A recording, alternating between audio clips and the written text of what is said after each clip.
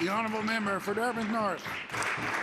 Mr. Speaker, my question is for the Premier. University of Calgary economist Trevor Tombe has said there doesn't appear to be any strong evidence for sports teams moving in or out of a city having any meaningful impact on income, employment or jobs overall. And I can table that.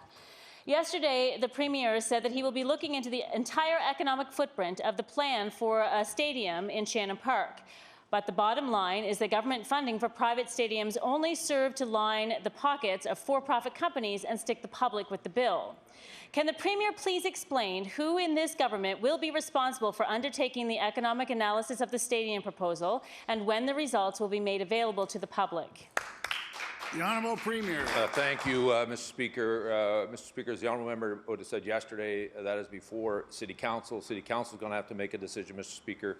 I have not looked at the proposal come forward. As I told her, we would have a look at that. Any decision that we make, Mr. Speaker, we have to defend. We will do that, but we will communicate back to the people. But what I did say, there would be no general revenue coming from the province of Nova Scotia going into that stadium. The honourable member for Dartmouth North. Mr. Speaker, the Premier said that his government is willing to commit up to $120 million of public money towards a stadium, maybe not from general revenue streams, but finding new streams of money, which could be spent on other things like affordable housing, based on the study of the economic benefits. Meanwhile, we already possess the analysis from Gardner Pinfold that investments in ambitious renewable energy and energy-efficient targets will create thousands of jobs and help avert the worst of the climate crisis. So can the Premier please explain what it will take for his government to commit to investing in these green jobs that we know will have a positive impact?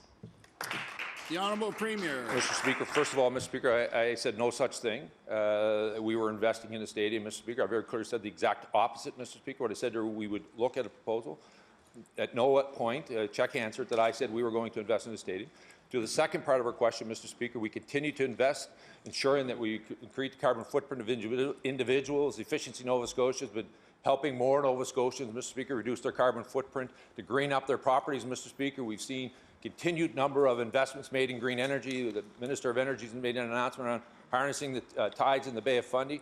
We're going to continue to make sure, Mr. Speaker, that we reduce our greenhouse gas. We do not only, Mr. Speaker, what is expected of us when it comes to ensuring we improve the environment, we'll do more, Mr. Speaker, which Nova Scotians have been doing for the last couple of decades.